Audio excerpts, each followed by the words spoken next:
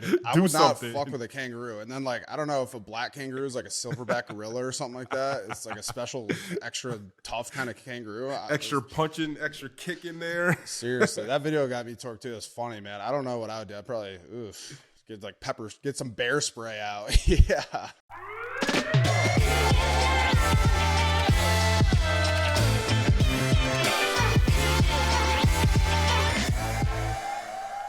What is up? My name is Beau Allen, also known as the Butter King, 7-year NFL vet out of Wisconsin. Go Badgers. And I am Nate Collins, a.k.a. Dr. Fax, 4 years in the NFL out of Virginia. Wahoo. Together we are Fax and The King. Welcome to the show. We like to start it off with this little thing called Torque Talk. We talk about things that we're torqued about. This is all stemming from an incident when I was a rookie for the Philadelphia Eagles where upon being drafted, I told them that I was fully torqued to be an Eagle. A little bit of a mistake, but fun to run with it now. So, Nate, what are you torqued about today? I am torqued about social media. I've been doing a lot of scrolling on social media, and I recently came across this kangaroo video where first off, I've never seen a black kangaroo, so that excited me a little bit, seeing that. But then to see a kangaroo riding or strangling a dog in the water and the owner saving his dog from this kangaroo. And I just, some animal videos, like wild animal videos, I'm actually happy people are like stupid enough to like film and get close to them, so we get the pleasure of seeing it and laughing about it later. But I'm torqued about seeing a kangaroo strangle a dog. Dude, that video is wild. And then the owner comes in. I don't know. Hey, Fax, I don't know if you've seen the Shane Gillis stand-up. If you haven't, you got to check it out. But he talks about it. Dude, kangaroos are kind of badass, man. Like they seem, up, walking around like this. Bro, they seem like menaces, to be honest. They seem like huge menaces. And they seem like bullies. And like even in that video, like when the kangaroo's on the dog's back, it's kind of like, yeah, I'm on its back, so what? Yeah, dude, I would not fuck with a kangaroo. And then like, I don't know if a black kangaroo is like a silverback gorilla or something like that. It's like a special, extra tough kind of kangaroo. Extra punching, extra kick in there. Seriously, that video got me torqued too. It's funny, man. I don't know what I would do. I'd probably get some bear spray out. Yeah. I'm glad I don't have a dog because people love their dogs way too much. I'd fight a kangaroo for my dog. I'm not gonna lie to you. Exactly. I'd beat the shit out of a kangaroo. You gotta do what you gotta do, man. All right, this is what I'm torqued about. Fax and The King has a #1 fan, and it is actually her birthday today. This is a fan, listens to every single podcast, sends me feedback after every social media post, and hearts, everything. And this is my beautiful, lovely mother. Happy birthday, Mom. Hey, happy birthday. Yeah, Susie Allen, beautiful lady. And her #1 feedback to me is no swearing, less swearing. So I'm going to do my best. I already dropped a couple swear words, but Mom, as a birthday present, stop swearing, Beau. I'm going to see how long I can go on this podcast without swearing. So happy birthday, Mom. Thank you for being our #1 fan. We love you so much. I'm glad your mom didn't ask you to stop smoking or talking about smoke, because our next segment of our NFL one hitter is here. And my one hitter this week is Tyreek Hill. Like he's just so athletic. Yeah. Like he's just so athletic. He's the kid that you see and just like, why are you fast? Why are you good at everything? Maybe it's because like what he lacks in height, he absolutely has in everything else. And to see him run and score like a receiving touchdown and then get into the end zone, see a fan taking a video, take their phone and do a backflip to make like an awesome overall like fan video is absolutely sick. That was my one clean hitter too. Like it wasn't, bro. It wasn't like he's just an athlete. Like I feel like sometimes when you see people even load up to do a backflip, there's always that like a backflip off your vert. Like, are you sure? And he pads just does helmet, that shit, bro. He made it look pads in the hell after running full speed for a touchdown. Seriously, it's like, just that's amazing. No joke, swaggy. That was a sweet thing. All right, pass me the one-hitter facts. I got something good. But here's my one-hitter of the NFL. All these fights, man. It's getting a little rowdy. Like, we're not even halfway through the season. Yeah, dudes are scrapping. A lot of pregame fights. So we saw the 49ers and the Browns had a little scrap, a little tussle. Let them fight. Let them fight. We had them. And then, like, Trent Williams came over and everything dissipated so fast. It was funny. And then another one, the Chargers and the Cowboys. That was a Monday Night Football game last night. Eckler. Yeah, he got his helmet popped off. Yeah, and then the big one, Rock'em Sock'em Robot. I know, style. right off. But the one I love was actually in the game. Like, those two were before the game. The Giants and the Bills, like, down on the goal line, had a fight. And, like, if there's a couple dudes that you don't want to fight, Spencer Brown, the offensive lineman for the Bills, was tussling with, let me see, Leonard Williams. Sexy don't Dex. want to fight him. Sexy Dexy. He's 380 pounds, huge.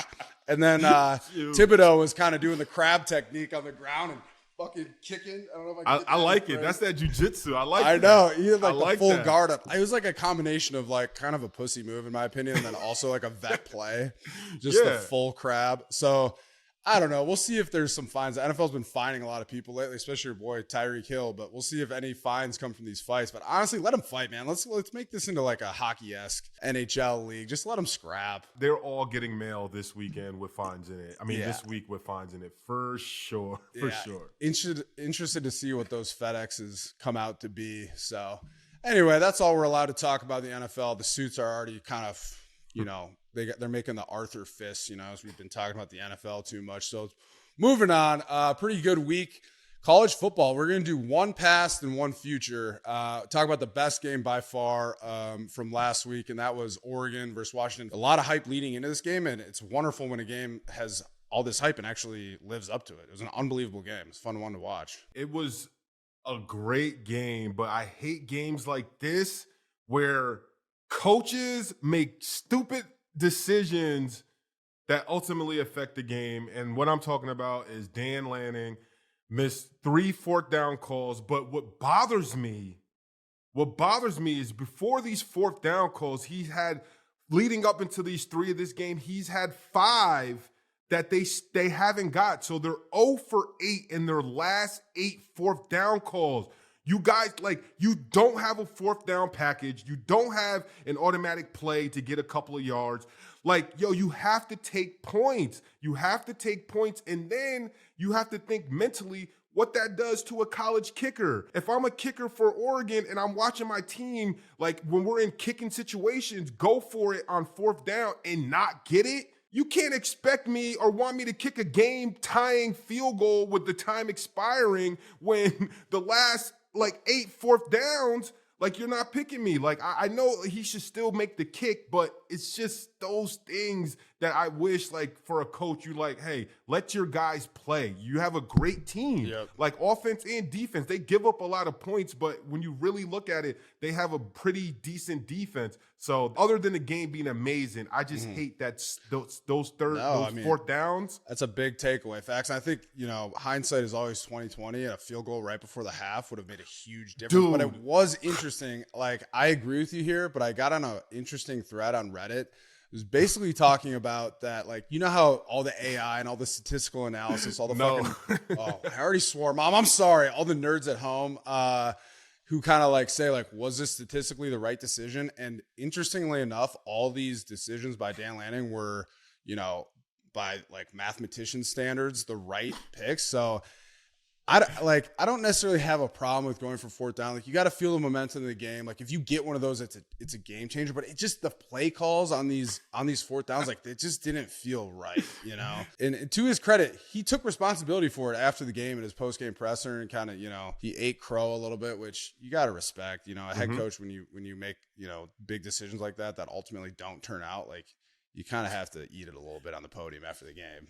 You don't even know it yet, but that's Dan Lanning's burner, on Reddit.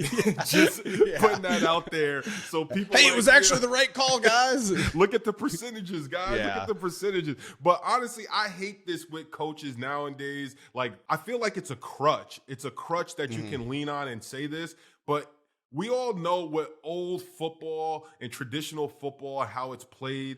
4th down, you're supposed to kick it. Whether it's a fucking field goal or it's a punt, you're supposed to kick it unless it's a half a yard. A half a yard where you can do some version of the tush push or your quarterback can hopefully lean forward and get the first down. So it's just weird also, like seeing so many coaches and so many like organizations, whether it's pro or college, kind of going by this percentage and analytics model of what you should do on 4th down.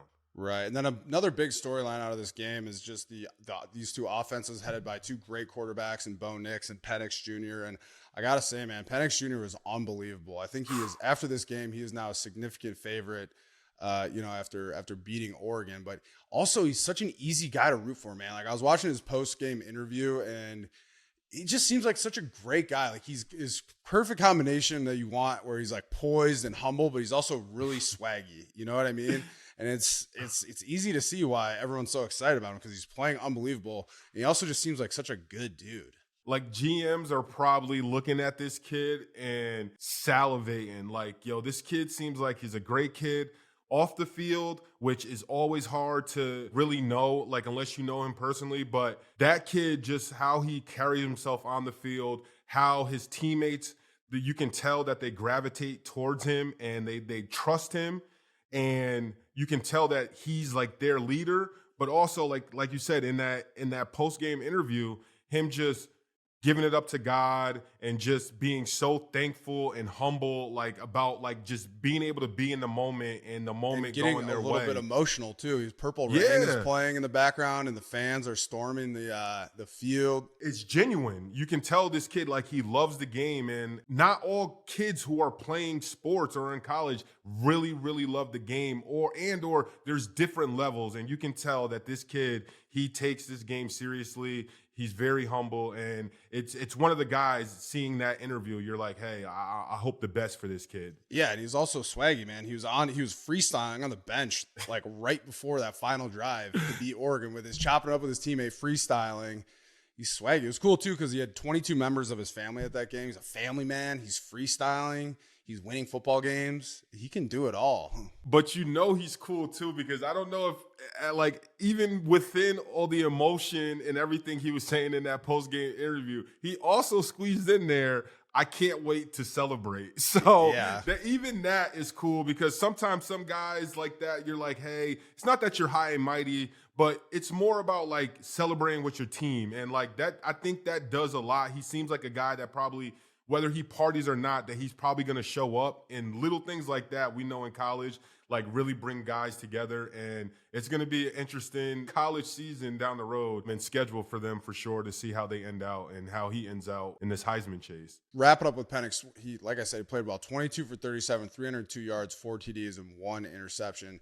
Washington's facing ASU and Stanford before battling with USC on November 4th. USC, Is it going to be a battle? I don't know, man. That's kind of what I'm wondering as well. But, this game was definitely a battle. Big one in the Pac-12. And kind of a classic Big Ten shootout, too. I was waiting to get that fucking joke in there, since both these teams are going to the Big Ten, where I'm from. But talking about Oregon real quick, I thought Beau played pretty well, too. 337 yards and 3 TDs. I think it's safe to say that these teams might see each other again in the Pac-12 championship. It'd be a great game to watch, man. It was a really, really fun game. Yeah, and moving on from the Big Ten, or actually just the future Big Ten. Yeah, future Big Ten. We're going to jump into the future. We just did our one pass. Now we're going to jump into the future, but we can start by talking about the remaining undefeated teams in college football. So for the ACC, we have 2 with FSU and UNC. The Big Ten, we have Ohio State, Michigan State, and Penn State, all big-time scorers. Big 12, only 1 with Oklahoma. Pac-12, only 1 with Washington. The SEC with Georgia, and then Mountain West with, believe it or not, Air Force. And then Conference USA, can't forget local Liberty, who just had a photo shoot at a gas station as promo, but we won't get into that. Swaggy, they're feeling themselves undefeated, man. Getting the Buick out, getting in the gas station, throwing out their new jerseys. I don't know, man. I thought it was kind of tight, facts, but How about Air Force? You think there's any world in which Air Force ends up in the college football playoff? They're 6-0, man. Dude, I feel like I'm really wondering this. Like, in a year where we talk about most likely the Final Four is going to be an undefeated team, and if they end up running the tables, they make you think that they have a chance or like someone's going to vote them in, but there's no way in hell that they're going to put them in the Final Four. Since he made it in, a couple years ago, but they had a huge win over Notre Dame that year. I don't know. I think it'll be a complete long shot, but it's always fun to root for an underdog, Facts. Hell yeah. You never know how that's going to go. But speaking of these big games, talked a little bit about the Big Ten, these upcoming games. Super excited about Penn State versus Ohio State. We're both defensive linemen. Penn State has an unbelievable defense. Really, really good team. Fun to watch. Their edge rushers are unbelievable. They had 5 of their team's 7 sacks last week. 6.5 of the team's 14 TFLs. Really fun dude to watch. One guy I like a lot is Chop Robinson's great name. Chop. Pork chop. Penn State has a number 1 total defense in the country going into Ohio State. And this game is at the Horseshoe. I've played there. It's a very tough place to play. You know that the crowd is going to be unbelievable. So, a lot of playoff implications for these teams. And then Ohio State as well. They've had some running back injury concerns and some injury concerns with their wide receivers.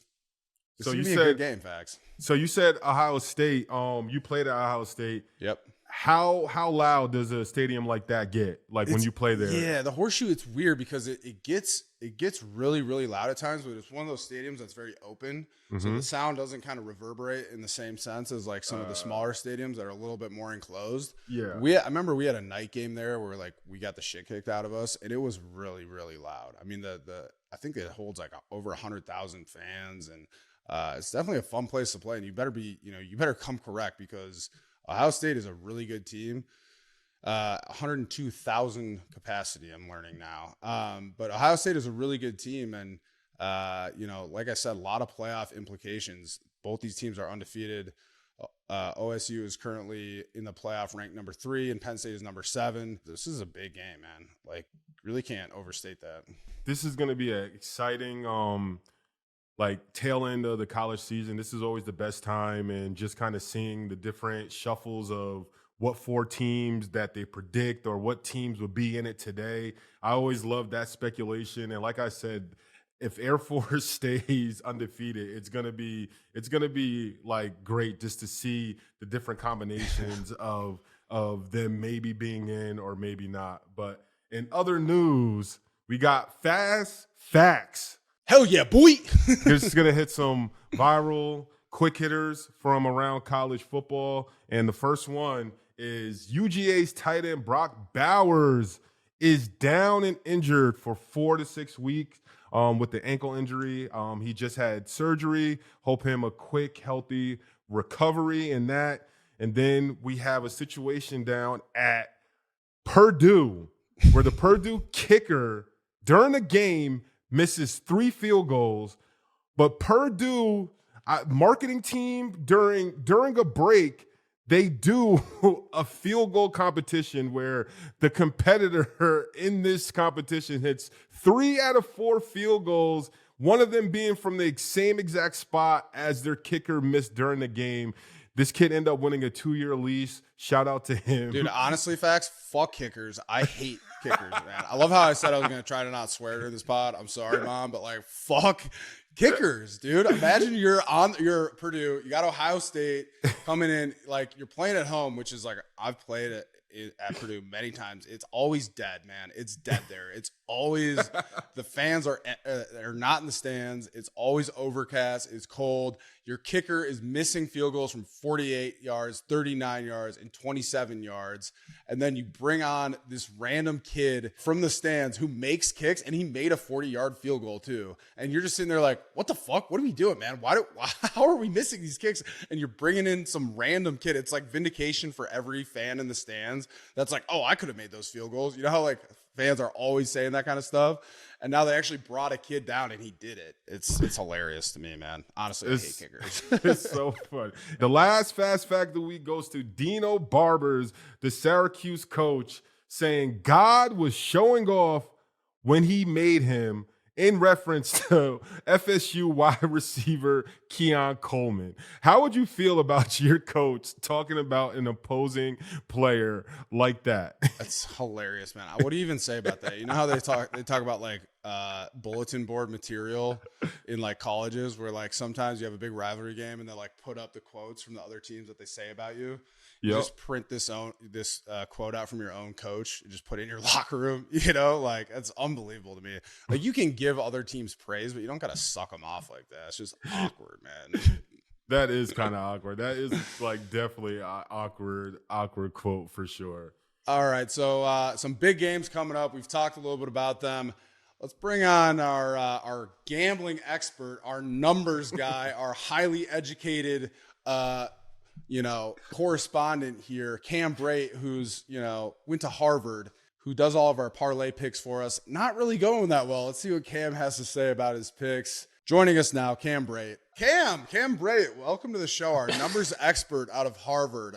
You've been doing pretty well, huh? Where are you right now? You think you deserve a little vacation after the last couple of weeks of gambling, using your money to? Oh yeah, we're up big time, boys. Yeah, I took my winnings and we're down in the Caymans right now. Wait. What fucking winnings, yo? What winnings? Because, bro, I don't count any of the losses. I just look at the winnings. I look at my wins, so I'm up to like 5 wins on the show, Huge. So we booked a trip.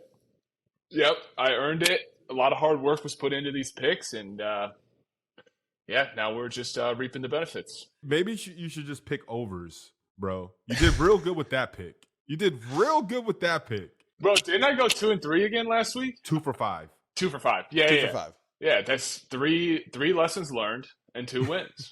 Enough money to treat yourself to a little vacation in the Caymans. 100%.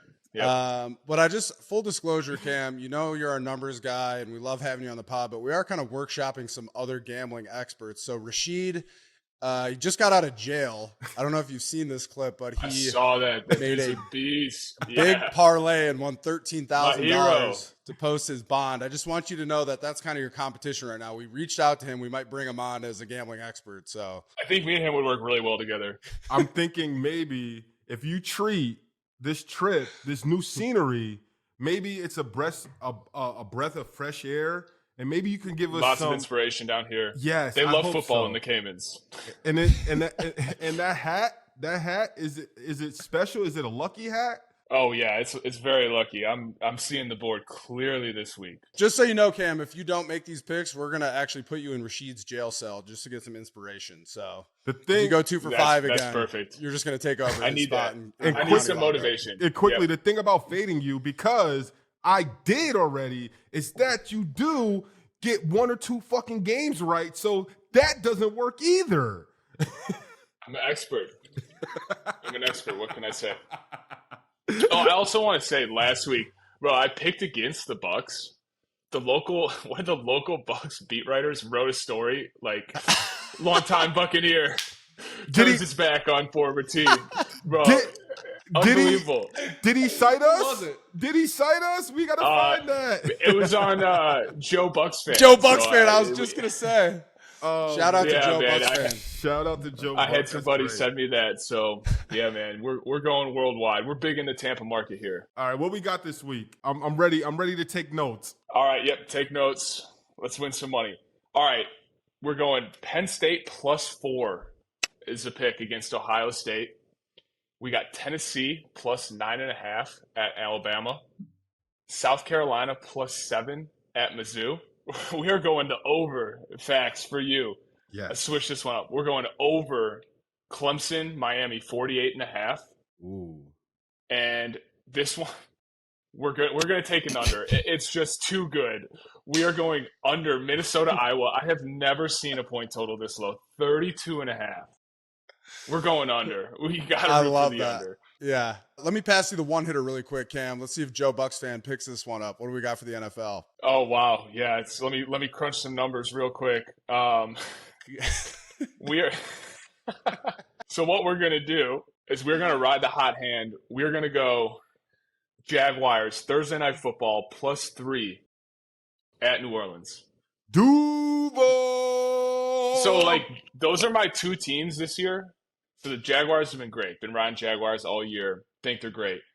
Been riding Saints all year. Dude, the Yeah. Saints suck. They're the Oh, worst team to watch God. play football. Oh. It's horrible. Like, on paper, they should be good. The Texans kind of whooped up on him a little bit. Derek Carr is so infuriating to watch play football because he'll have like 2 sick passes, and then the rest of the game he's just happy feet in the pocket, and like, bro, he just checks it down to Kamara. Put Jameis in. Oh. Bro, put Jameis in. At least it'll be Jameis. fun. Cam, I love the relaxed atmosphere of your gambling picks this week. You seem like you're re-energized and you're refocused, and I'm excited about it. Yep, I'm absolutely. excited for you. You know what I mean? I've learned all the lessons to be learned, and I'm ready to win.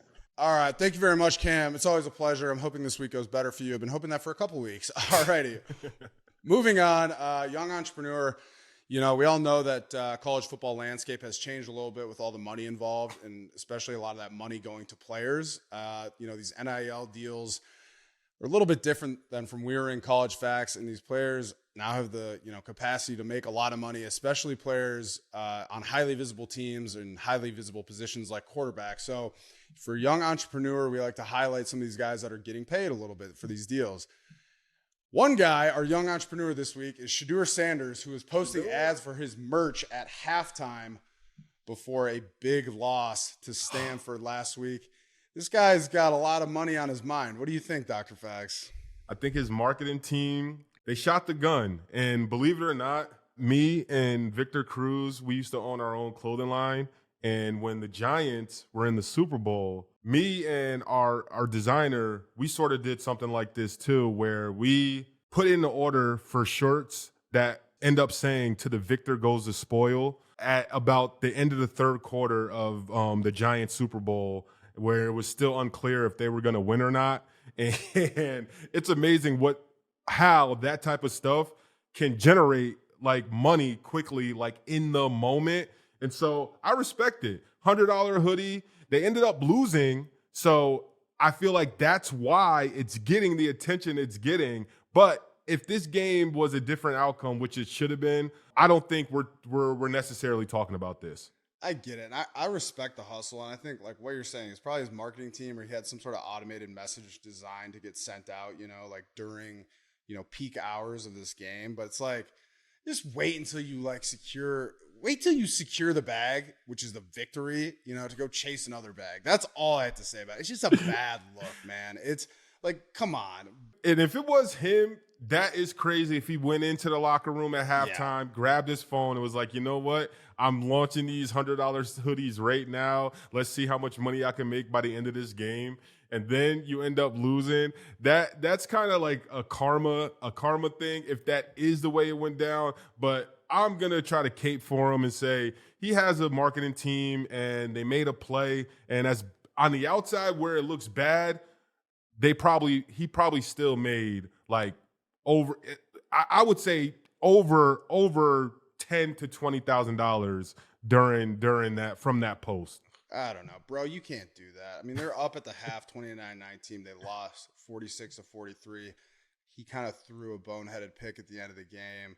He's an unbelievable player and a great talent, and really fun to watch. But, bro, don't go posting merch drops at halftime of a game. And then I'm not even going to lie. As bad as it was, I love Travis Hunter. And the touchdown that kid scored on his head, oh, my Well, funny goodness. you bring that up, Fax. We're talking about Big Man on Campus. This is an award we give out to guys every week who play really well. They're walking around campus with their chest puffed out. My big man on campus is Alec Ayomanor, who is the wide receiver from Stanford who absolutely mossed Travis Hunter. I know you love Travis Hunter. I love him too. He plays both ways. He's a great player. He's a great guy. But Ayomanor got the better of him here. He had an unbelievable game against the Buffaloes. It's also from Canada, which I kind of love. But he had 13 receptions, 294 yards, 3 TDs, a 97-yard long touchdown. And then he also had that awesome play where he mossed Travis Hunter, to force the game into overtime. Had a fucking unbelievable game. So he's my big man on campus. Shout out. Great play, great game. My big man on campus this week is Devontae Tez Walker, UNC wide receiver, who is playing his second game after his eligibility was up for question. He is a Kent State transfer. He has 2 years of eligibility left, and his last game against Miami, he had 6 receptions for 132 yards and 3 TDs, with a 56-yarder being his longest. And this kid he's a physical specimen, for one, and for two, he's not even in game shape. He's not in game shape yet. And for you to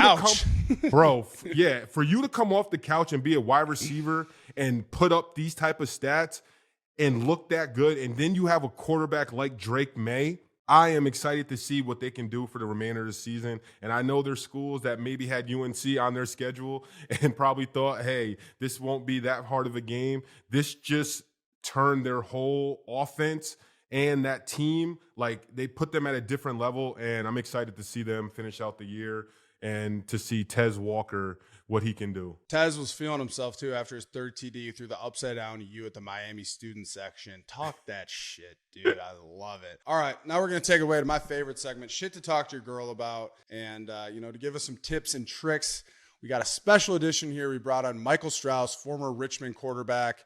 Holds a ton of different records over at Richmond for, pass yards, pass completions, all that good stuff. He's also the vice president of Mia Shoe Company. He's here to tell us about the fall trends in women's footwear and how to talk to your girl about it. Wondering what the fall shoe of 2023 is. What do we talk to our girl about? We got some clogs, we got boots. What are we rocking in fall of 23? To be totally honest with you, it ain't a boot, it ain't a sneaker right now. The hottest thing out right now are cozy slippers. Okay. Believe it or not. So I mean, and they're not. And it's the best part about it for us is these slippers. They're not expensive. Like these are like $30 slippers. So you can really make your girl happy right now for a not breaking the bank. The ones with the smiley. You got smiley faces. Yeah. She wears them around the house. That stuff's kind of it's so big right now, and the weather's just starting to turn. Boots will pick up and you know what? Girls are also like getting dressed up wearing those tall boots too. Yeah. But the slipper category right now, it's kind of having a moment. It's always, with the Uggs and things like that, they're always around. But right now, those kind of fashion slippers, now that I've seen it, said it, you'll start to look and you'll see yourself. We got one called the Cozy. Cozy season, baby. Shit to talk to your girl about. The Cozy. The Cozy. It's flying off the shelves. Thank you, Michael. Really appreciate it. If you guys want to check out the full interview with Mike Strauss, check it out on the Fax and The King YouTube channel. Talking with teammates, always fun to catch up with your former teammates. He said this in the interview, but that's what you miss the most about when you're done playing. So check that out. Anyway, great show today. Dr. Fax, please make sure to like, subscribe, comment, slide in my DMs, not Dr. Fax's. And at the end of the day, if you're going to post about your merch, wait till you get a big fucking win and then do it at halftime. Fax and The King. Appreciate you guys. See you next week.